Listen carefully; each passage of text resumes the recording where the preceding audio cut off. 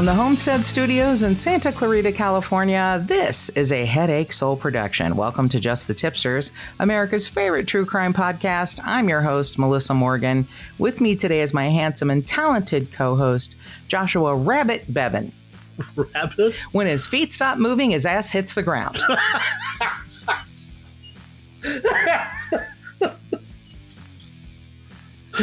Yeah, well, that's my little bunny.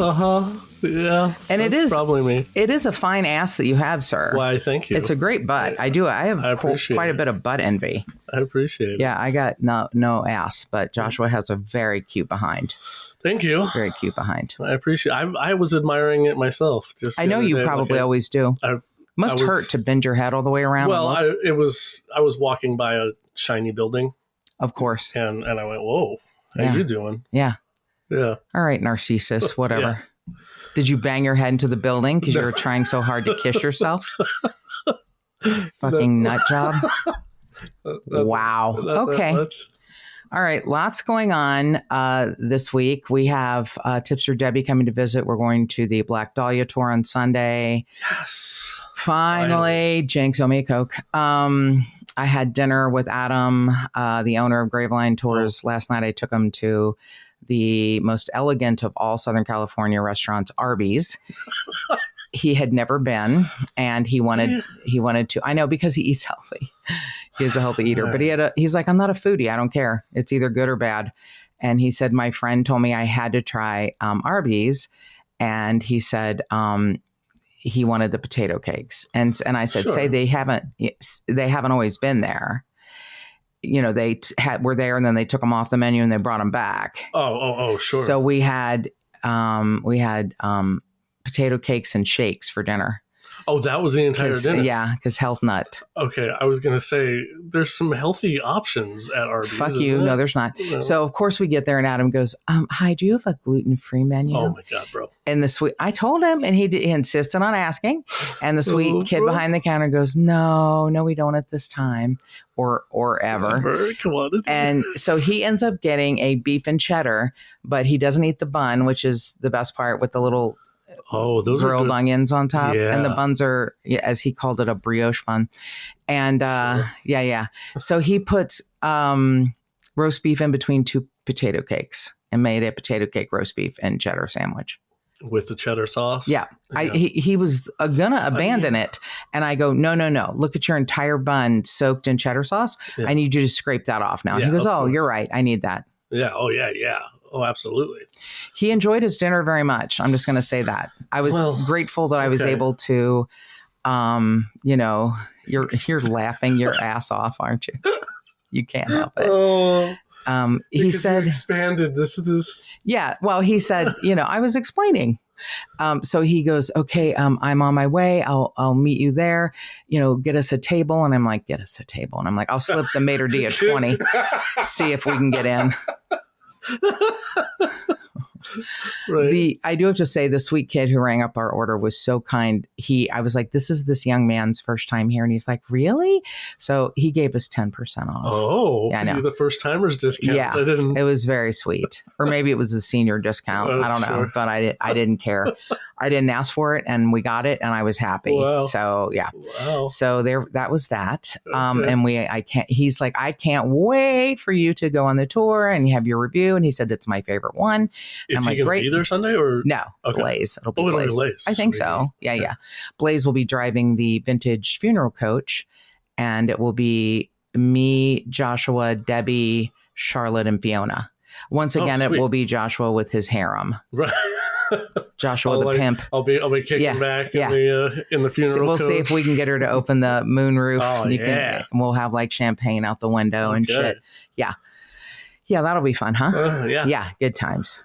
Okay, so before we get to the other weird shit, I have to say I'm so madly in love with my Magic Mind and my Magic Mind Sleep Elixir. I cannot do without them. So Magic Mind in the morning, which gives me, I don't even want to say a kickstart, because that sounds too close to what I already have, which is Mountain Dew Kickstart. But it is a wonderful addendum to my regular caffeine, regimen. So yeah, I am so in love with it. It's got a day's worth of all the vitamins that I would be taking in a pill form. It has adaptogens and, mushrooms, not like the kind that you go trip on. And it's amazing. They call it, the world's first mental performance elixir. And I have to say, it's true. I have a couple of friends I've given them to, and I have an option where I guess I can send people like a 3-pack. So I'll be doing that to a couple of listeners so you can try them out. Cool. And it's, it started with the owner who had like heart palpitations and went to the ER because he thought he was, having a heart attack. Right. And his doctor was like, no, too much of the wrong kind of caffeine and too much stress. Wow. So this is how 10 years in the making of getting this formula correct has turned out to be something that I'm having a difficult time thinking I'll ever live without. And the sleep elixir is actually a little bit more important to me because I have trouble sleeping. So it has become such a gift. And I ran out night before last. So I didn't sleep a lot last night. So I can't wait to get my new shipment. I've gotten a message. It's on its way. I run out early because I give them to people to try. Sure. So I got to start getting people to buy their own. Right. And you can do that by going so to. I shouldn't ask you for one. No, fuck off. I gave you 15. Oh no, I'm sorry. I meant the sleep one. Oh yeah, no, fuck off. Fuck off. Buy your own. Okay. How might I buy my own? Where can I go? You could buy your own, Joshua, by going to magicmind.com and in the promo code area putting Tip-Sters20 and you get all capitals, 20% off plus free shipping.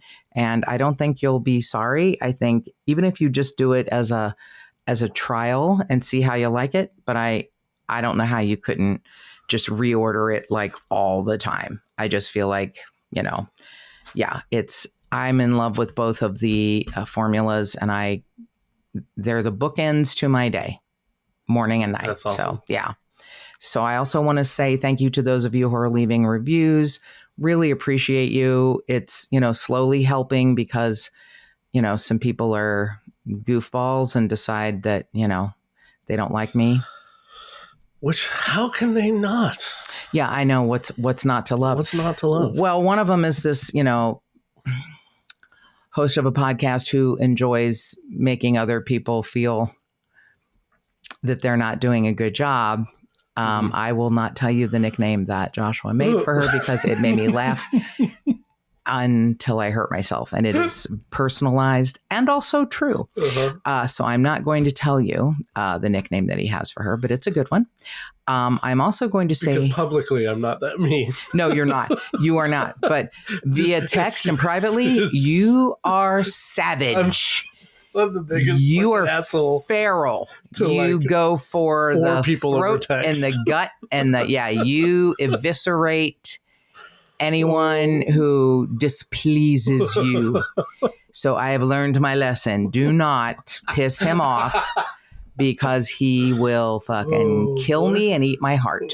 So yes. So I appreciate the reviews. If you are enjoying this content, can we ask you to please go to Apple Podcasts and leave a rating or review or any place that you stream these? I am grateful.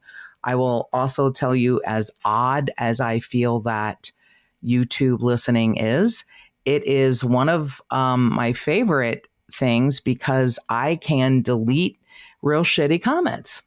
If I'm the, administrator of the page, sure. Ding, you can't do that with reviews and ratings. Right. But oh my goodness. Right. Someone said her entire comment. And I looked at her profile to make sure that she wasn't, remarkably elderly or brain damaged. Uh-huh. She was not. She was, young to middle-aged. And she said, I don't understand your banter at the beginning, and it's very hard to hear you. And I thought, do you need to turn up because one thing about me, I project to the last row. Ain't nobody having trouble hearing me. So, yeah, I don't know what she's talking about, but I thought, you know what? Nobody needs that. Ding. Right. I'm going to go to her house and yell. Turn her volume up a little. I will tell you how to. I've had people message me and go, what happened? Why is your voice so fast? I'm like, well, there's a little thing. You clicked 2 times speed. Yeah. Or 1.5. There's a little button on the lower left, and it's easy to touch it, and it makes, when it speeds me up, it probably makes me sound less of a dude, like a little more feminine. But I don't care. I mean, I'll explain that to people. Oh, yeah. But when you I've accidentally hit those. Yeah, of course. And you're like, what's happening? I didn't even know. I didn't. Right. For a while, I didn't realize YouTube had that. Right. You don't podcasts use it. Know. Yeah. No, it's on purpose. It's on Apple Podcasts is when this person was talking about. Yeah. Okay. So yeah, I mean, you don't want to use it. You didn't mean to use it. Or if you're Joshua, sometimes you do. Sometimes some people talk so slow. And you gotta I'm not that person either. Yeah, we all have stuff to do. I do not talk slow, and I do not talk low. Right. I have pretty great equipment here. Yeah, you do. I think people. Oh my God! Why do I walk right into it? Oh, you were pointing at the microphones. Yeah. Okay. Yeah. That's the equipment I meant. Yes, it's very nice. But thank you for the compliment on whatever equipment you're talking about. I have pretty good microphones, I think, and they pick up. And I don't know what she's talking about. I know, but she can kiss my, patootie. Yeah. And her comment is long gone. Yeah. So yeah, if you want to comment on YouTube, just know if it's shitty or unintelligible. I mean, because every time someone comments, I think I need to take a look at this, pro or con. Right. And if there's something that they didn't understand or they didn't agree with me, I'll gladly look at it. Right. But I don't understand your banter at the beginning. Well, maybe go back and listen a little bit. Yeah. And she was listening to one specific episode that was probably 6 months old. Yeah, I don't remember. And then I can't hear you. It's hard to hear you. Mm-hmm. Huh? What? I said blue cheese. There used to be this commercial for Miracle Ear where a guy's at a restaurant and he's trying to order and he can't hear the waitress. And she's like, I said blue cheese. It's like, anyway, it's an old reference, but 23 Skidoo made me laugh. All right. So this is kind of a weird one. I know they're all weird. I was surprised that I hadn't heard about this. And I told Joshua he might have some opines. He might have some opinions about this. So it's a long time ago. It's January of 1963. So, it's 61 years old. And it took place in Battle Creek, Michigan, the home of Kellogg's. Oh, okay. This is the case of the sweet woman, Daisy Zick. And the reason I say the sweet woman, because I think she is all of us. And I feel like because of the time, maybe because of some of her choices, I'm just going to call it what I'm going to call it, which is she was roundly slut shamed. And she, had affairs. Also, so did her husband. There's no definitive proof that they didn't have an open marriage. Mm-hmm. They seemed happily married, but they also each had... They had people on the side. Okay. So he's not shamed. Johnny Appleseed spreading it around. But she is... yeah. Okay, so... All right. Here we go. There is a plethora of information on this case. A man named Blaine Pardo who writes a lot. He is a prolific writer and he writes in different genres, but he does do some true crime things. And I think he and his daughter have a podcast. I do not remember the name, but I'm not sure they're still doing it. But he wrote a book, Murder in Battle Creek. And it is specifically about Daisy's case. He grew up there.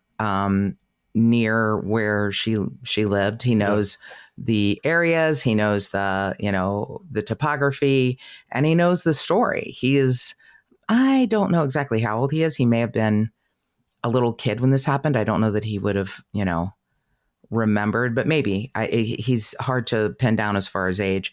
I do know that Daisy and Floyd was the stepfather, but Daisy Zick and her first husband, Bill King, their son, James King, is still alive. Okay. I feel like he needs to know, you know? Solve it for him. Yeah, he was 11, so he's like 72 now. Yeah. You know, and he's still alive and he's still looking for answers. Yeah. So this one is strange in a lot of ways because at least 3 people saw her kill her. It was in the middle of the day on a Monday. Okay.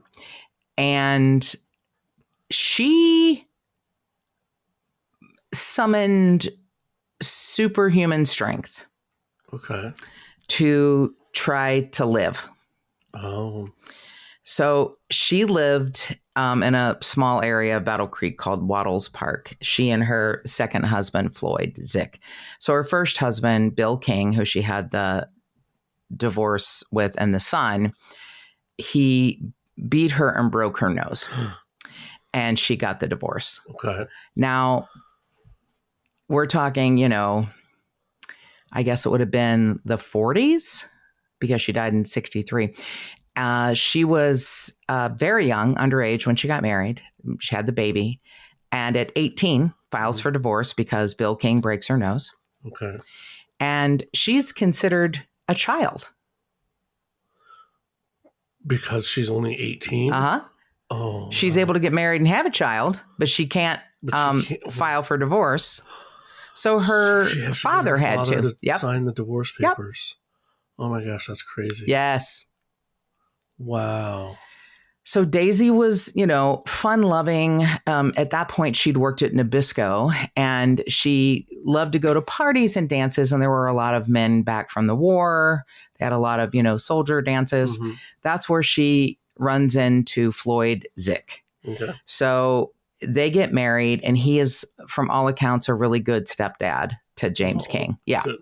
So that's why I'm saying I am not going to slut shame her. Right. Because I, you know, people make decisions in a relationship. Hey, look, I'll have my, you know, and you'll have yours. Sure. And we know we'll always come back together or whatever, however that works. I don't know. I'm not good with sharing, but you know, I'm very selfish. I like to keep all my toys to myself, but you know, there was fair too. Thank you.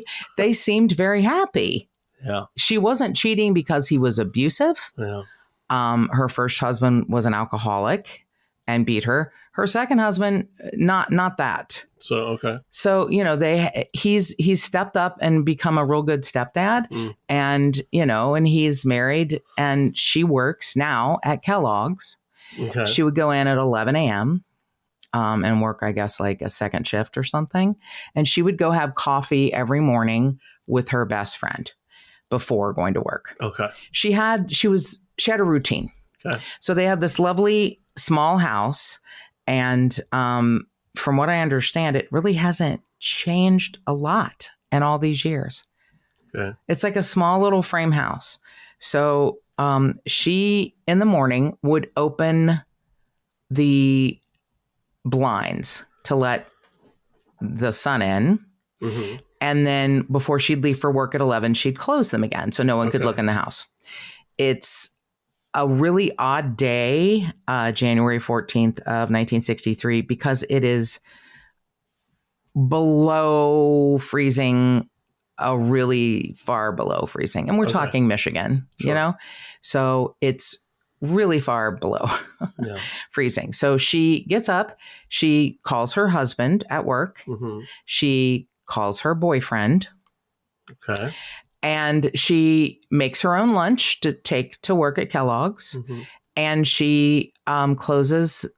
No, the blinds are still open. Sorry. So sometime before 11, neighbors report seeing, and here's the thing. It's cold. It might have been flurry snowing. There's someone on the porch. Most of them consider male. Okay. Because more than one person saw this. Neighbors are nosy. Sure. Someone on the porch and a very distinctive hairstyle. They will not say what that is, but I'm going to guess in 1963, maybe a pompadour. Okay. You know? Sure. a distinctive hairstyle and a specific color and type of coat, a winter coat, but the person was bundled up because it's below zero. Right. So they see them on the front porch. Daisy opens the door and invites them in. Okay. So they believe it's someone she either knew well or was at least familiar with, familiar enough that she lets them in. Right. Something happened. It starts in the kitchen. Okay.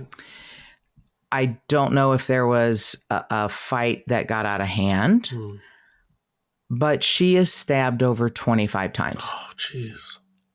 Right. Which they say means something personal. Okay. Now, women typically don't use knives. Okay. They use a gun to make it fast.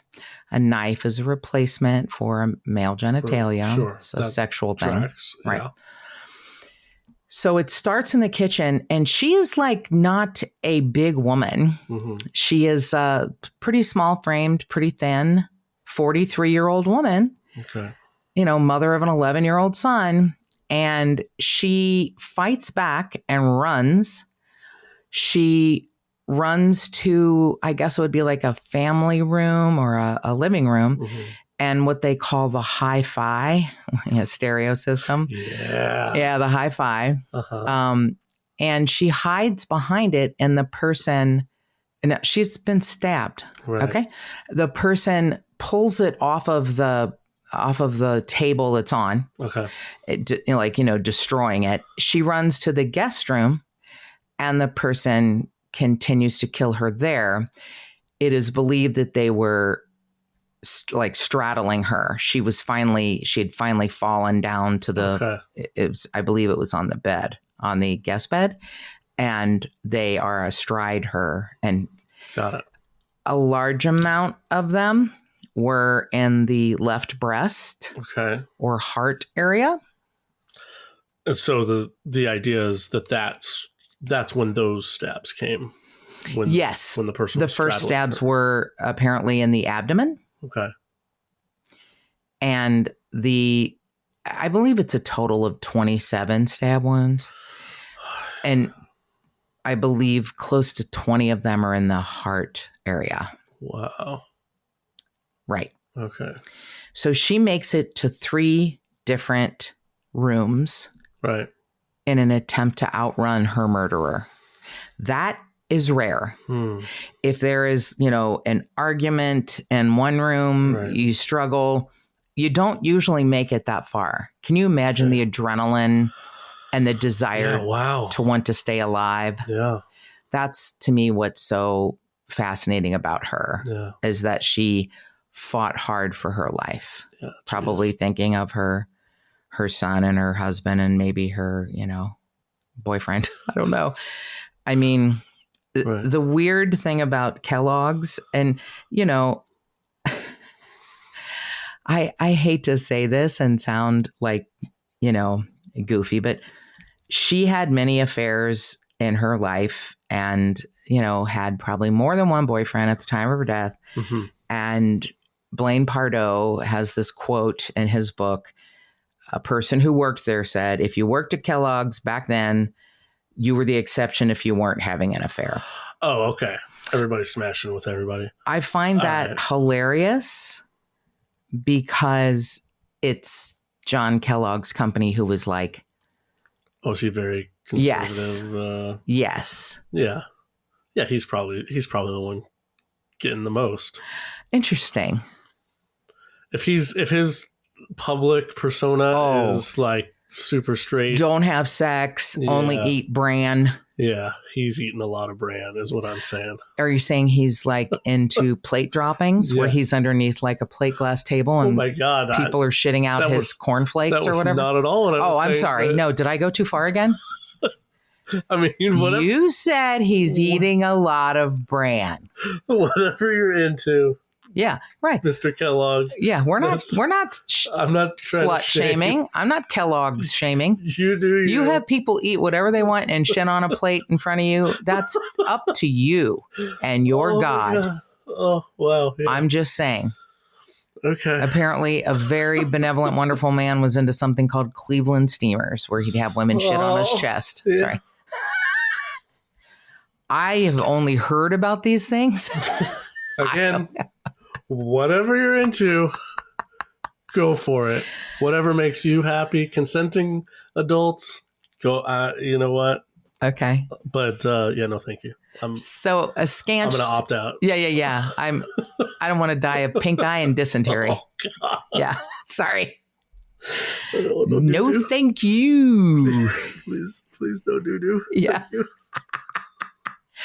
I believe you remember the tattoo above my butt. Yeah. It's exit only. So, so a scant 20 years later, your friend Melissa's working at Kenner Toys after college. Well, 25 years later. Right. Yeah. And it is a hotbed of Peyton Place.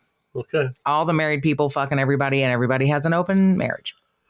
Cool. And I'm dumber than a box of hammer handles. I don't know that it's dumb, though. No, it's dumb. You have this sweet naivete about you where... Yeah. Where part of you is a 12-year-old boy, but part of you like doesn't know what that is. I can't even. Yeah. Yeah, you're right. Yeah. I think it's really. I just discussed cool juxtaposition. John Kellogg's under a plate glass table with shit on him, and I don't know that people swap partners. Right. You're right. I am a dichotomy. Am I not? Yeah. Really I know too much. That's the thing. And then I don't know enough at the same time. Yeah. So I was working at Kenner Toys, 22 years old. And like, I don't know why everyone is fucking everyone. Is that the way life's supposed to be? So anyway, it's, if you weren't having an affair, you were the oddity at Kellogg's. Maybe it's food related. At first she worked at Nabisco. Gives you lots of energy. People have mentioned cereal, like carbs. Yeah. Maybe it's crackers. You carb up and you're ready to go. Yeah. Okay. Yeah. Right. And you're working on the line at Kellogg cereal, and somebody can just get behind you and bend you over the belt. Instead of an episode of I Love Lucy, it's an episode of, Red Shoe Diaries or whatever. And somebody's plowing you from behind while wearing a, snap, crackle, pop outfit or whatever. Oh my God. Sorry. I need help. I don't know what's wrong with me. I'm sorry. I just want to apologize right now for anything else I'm going to say. Oh my God. Yeah. Sounds hot. Yeah.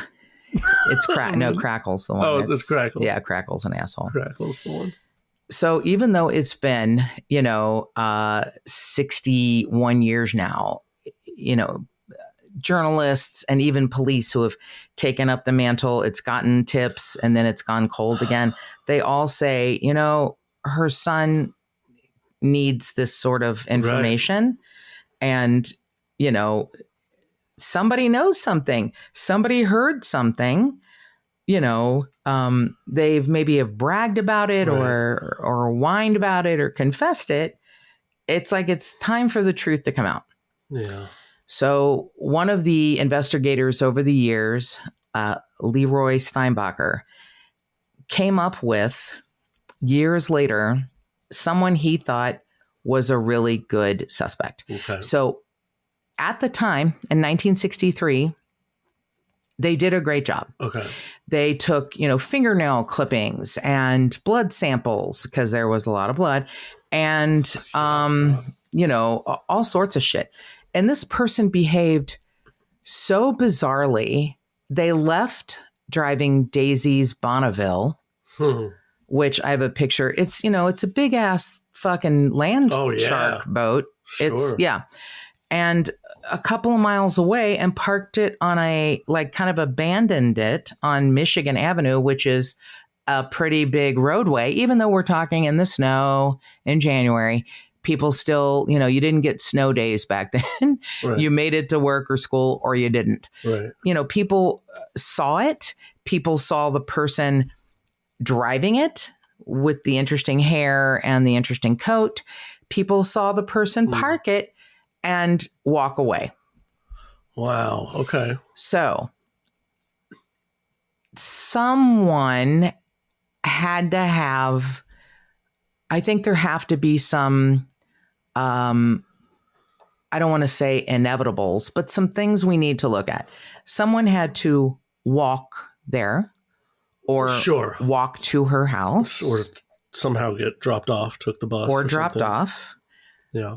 They were able to take her car for a couple of miles and then abandon it for no apparent reason. Right. They took her purse and dumped it upside down and took what cash she had, but that seems a little... It was just to... I think so. Okay. So, there are things that were... And it's the middle of the day. Yeah. And I have to say, I know 63 and some of these pictures are black and white. It looked like as bitterly cold as it was, it looked like it was sunny. Like, how some winter days are overcast and maybe you couldn't see as much or as foggy. It looks like it was bitterly cold, but it was bright. Like, how the sun shines off the snow. Sure. Yeah. It looked like it was very sunny. Yeah. So investigator Steinbacher said he thinks that William Newman Daly did this, and he was her mailman. Oh, okay. He was one of the people that was interviewed, and there were apparently a lot because of her, active social life. Okay. It makes sense to me that a mailman is walking. Oh, okay. They walked back then. Okay. He, was questioned, and he, had been their mailman for years. And it was like, oh, his description of their garage door is inconsistent. And I'm like, I don't know what that means. I think these are pieces of information they're holding back. He was known to have a really mean temper. He said, I saw a man walking on Michigan Avenue near this restaurant around the time that Daisy's car was abandoned. And then he changed his story and goes, oh, no, I think it was a woman. Right. He had a very unique hair, whatever that means. And he owned a coat that matched the description of 3 different witnesses who saw someone standing on her porch that morning. Okay.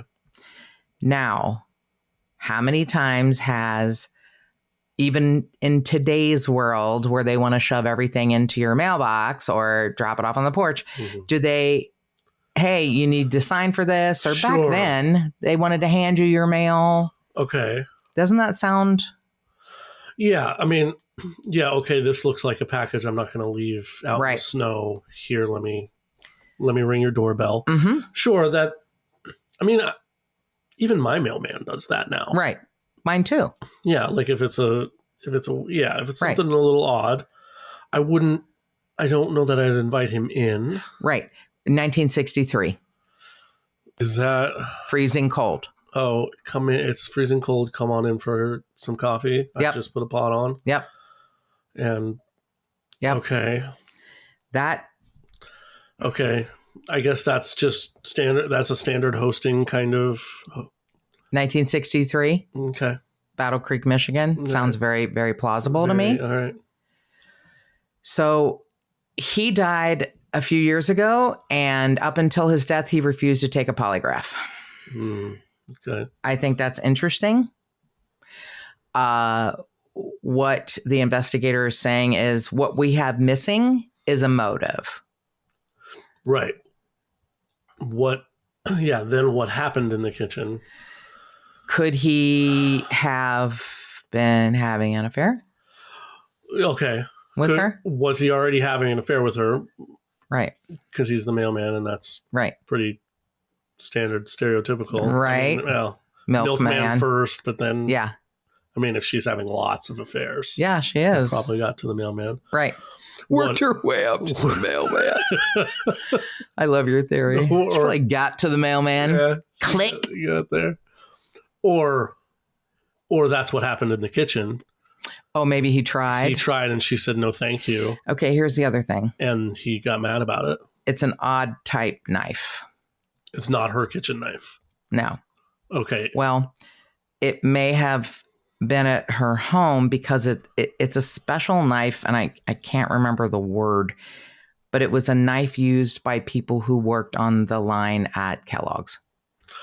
Oh, so it is her knife, or no, it's not necessarily hers, but it could be someone who worked at Kellogg's. She was maybe. What kind of knife? Now I'm... So Joshua was going to shame me he was going to knife shame me until I got it. And I thought it was a much more weird word, but the word is spoilage knife. To me, that's like in a butcher shop. Sure. No, I'm just wondering. Okay. By the way, her husband, Floyd, is a butcher. Oh, and so he has all kinds of knives. These knives I don't know why they were identified as specifically being used at Kellogg's. It's like people on the line at Kellogg's used them. Her husband's a butcher. He used them. Maybe the fucking mailman, sure, Mr. Daly carries, mailmen now carry pepper spray so dogs don't jump on them. Maybe he carries a knife. Did they find the knife? No. So it's just based on the cut. Yes. So it's a specific shape of the cut. Yep. Which means somehow this knife is shaped funny. Yep. Recognizable. Yeah. Yep. And I don't know what a spoilage knife is. I don't know. It's a term from the 60s, I'm guessing. I've never worked on the line at a cereal company. Yeah. So. Or you've never been a mailman and never been a butcher. Right. That you would ever tell me about. No, not professional. Right. Dexter, whatever. Yeah. So a spoilage knife. So here's a couple of things that make it compelling. It's in the daytime hours. Right. There are multiple eyewitnesses. Right. The killer either walked to the scene or was dropped off. Mm-hmm. So there may be another person who would know. Right. Why are you walking on a cold day? Below zero cold day? Maybe because you're a mailman. Maybe. Or maybe because you're trying to walk up to someone's house to kill them. You abandoned the car on a pretty busy highway. So they had to probably get a ride from there or hitchhike. And if you hitchhike, you are going to be covered in blood because you have stabbed a woman 27 times, over 20 times around her heart.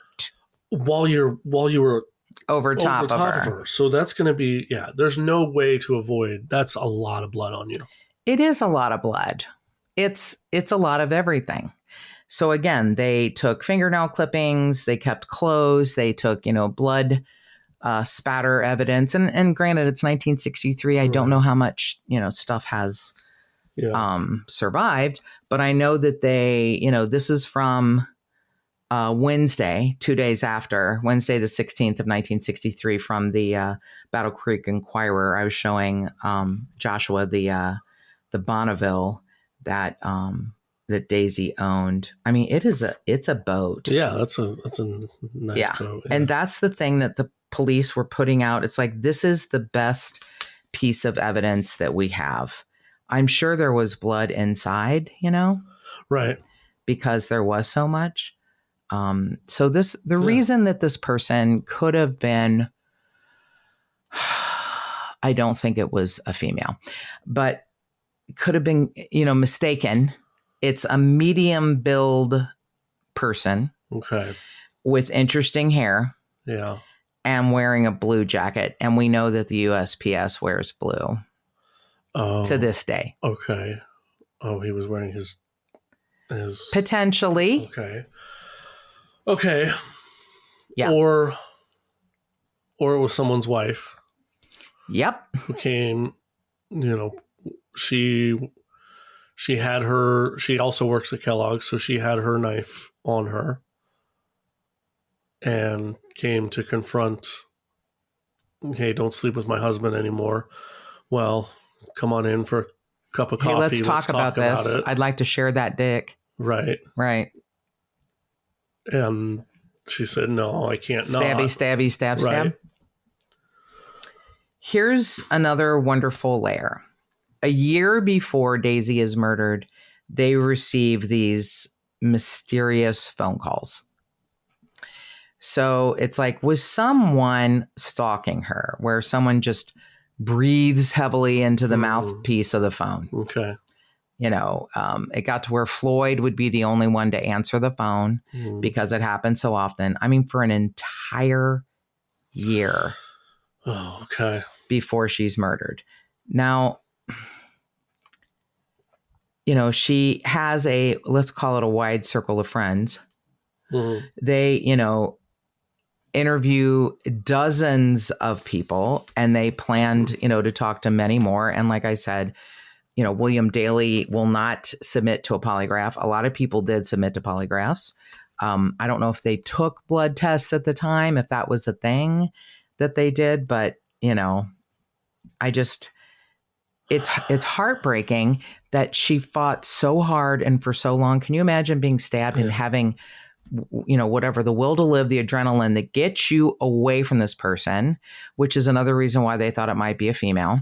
But if it's a small, I'm saying she's not a big woman. She wasn't, but she, would be considered medium height, maybe even tall for that age, for that, decade. Right.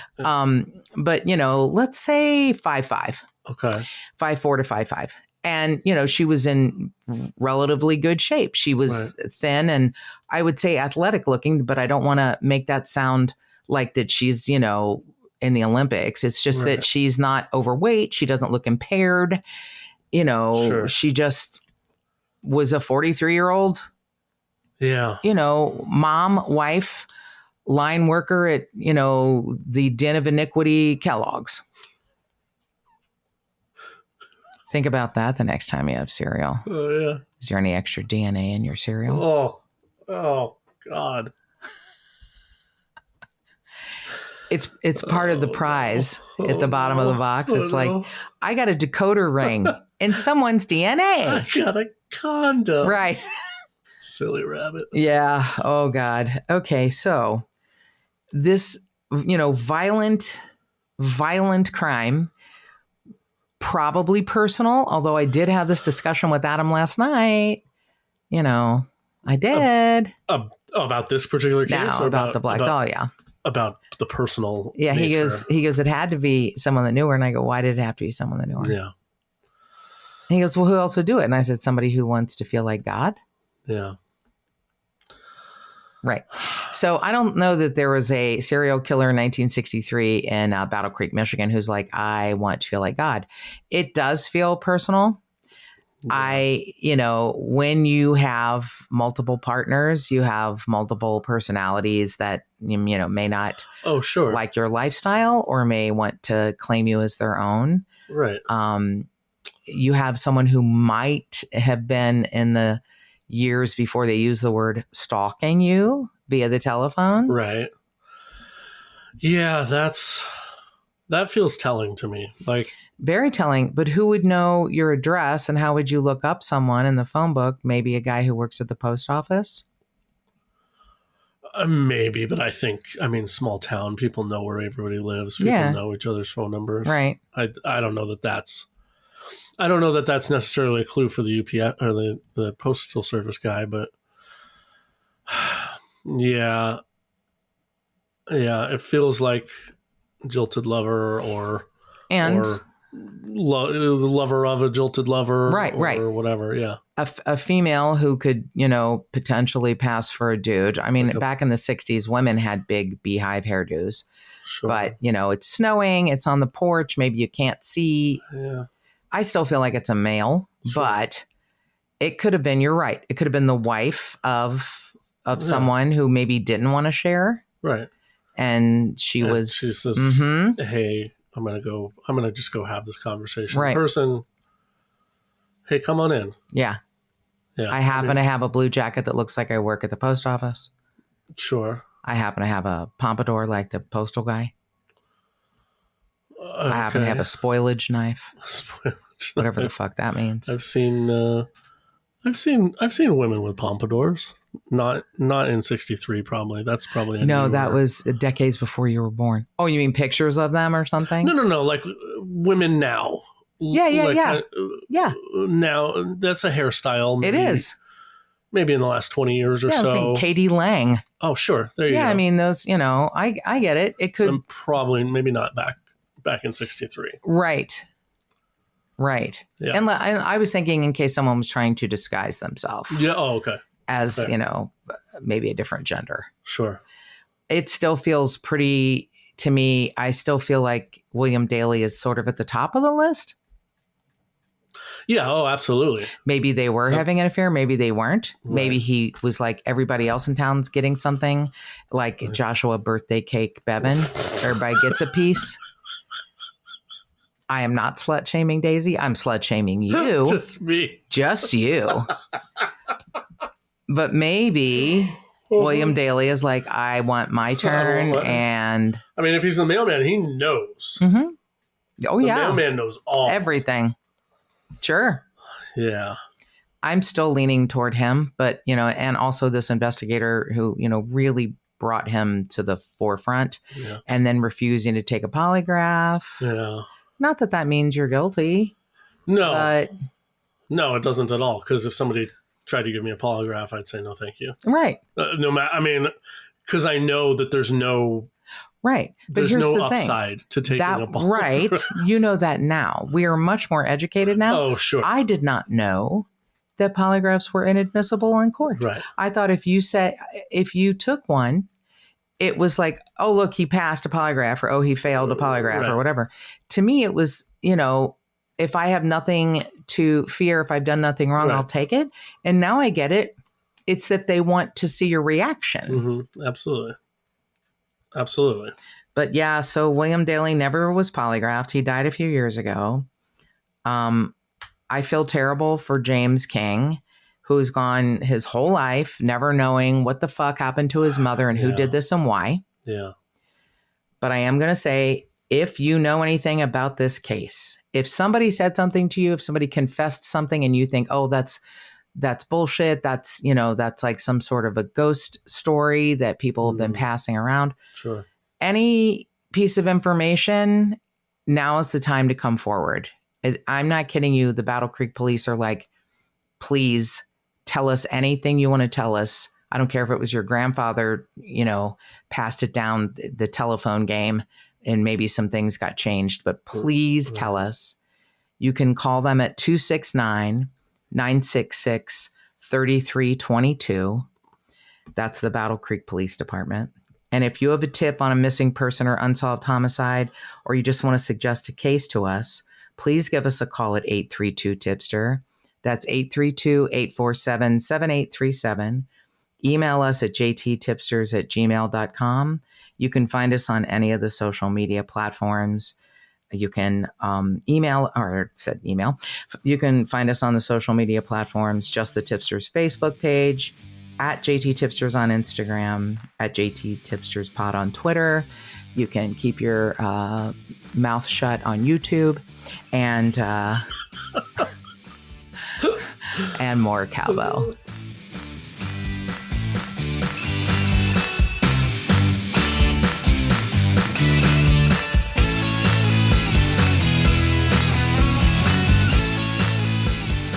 If you would like to support this podcast and get early access and other cool murderous swag, go to patreon.com/justthetipsters.